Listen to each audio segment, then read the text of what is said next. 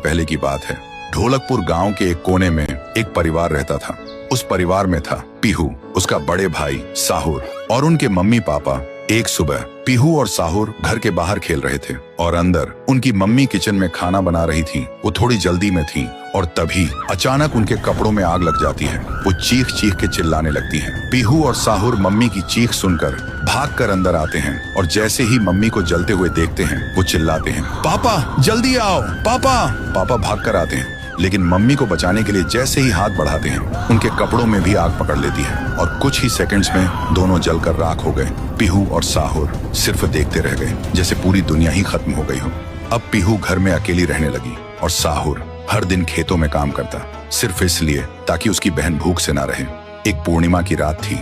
साहुर खेतों से काम करके घर लौट रहा था। तभी उसकी नजर जाती है एक घर की खिड़की पर। वो देखता है एक आदमी किसी का खून कर रहा था। ये देखते ही साहुर के पैर कांपने लगे और जैसे ही वो पीछे मुड़ता है एक और आदमी हाथ में खंजर लेकर खड़ा था। वो आदमी बिना कुछ कहे साहुर पर वार कर देता है। फिर गांव के लोगों को इकट्ठा करते हैं और वही आदमी चिल्लाता है, ये लड़का मेरे घर में घुसकर चोरी कर रहा था और जब मैंने रोका तो मुझे ही मारने की कोशिश की। अब आप लोग ही बताओ इसके साथ क्या किया जाए। गांव वाले गुस्से से भड़क उठते हैं और चिल्ला के कहते हैं, इसे उस पेड़ पे जिंदा उल्टा लटका दो। साहुर गिड़गिड़ाता है, मैं बेकसूर हूँ, मैंने कुछ नहीं किया। लेकिन गांव के किसी ने भी उसकी एक ना सुनी। उधर उसकी बहन रात भर उसका इंतजार करती रही और सुबह जब वो उसे ढूंढने निकली तो देखती है उसका भाई गांव के बीच वाले सूखे पेड़ से उल्टा लटका हुआ है। ये देखते ही पीहू टूट जाती है, जोर जोर से चीखने लगती है और उसकी चीख पूरे गांव में गूंज जाती है। फिर गांव वाले पीहू को भी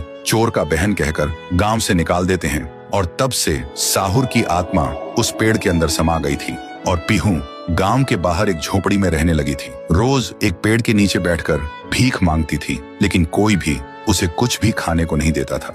वो बस भूखी पेट पेड़ के नीचे लेटी रहती थी। साहुर भी अपनी बहन का दर्द महसूस कर पाता था लेकिन वो कुछ नहीं कर सकता था। फिर एक दिन पीहू रास्ते में खाना मांग रही थी और तभी एक नशे में चली गाड़ी ने उसे कुचल दिया था। तब से पीहू एक भूखी आत्मा बन गई जो हर गांव में भटकती थी, सिर्फ एक ही बात कहकर, मुझे भूख लगी है। ये सब याद करते ही तुंग तुंग तुंग साहुर की आंखों से आंसू टपकने लगते हैं और तभी उसे एक आवाज सुनाई देती है और बिना कुछ सोचे तुंग तुंग तुंग साहुरा उस सूखे पेड़ के अंदर से निकलता है और अंधेरे में सीधा उस आवाज की तरफ चल पड़ता है। तो दोस्तों, अगर आप चाहते हो कि अगले पार्ट में पीहू, गुड़िया और तुंग तुंग तुंग साहुर की पावर दिखाई जाए तो इस वीडियो को 2 लाख लाइक्स तक पहुंचाओ, तभी आएगा असली तांडव।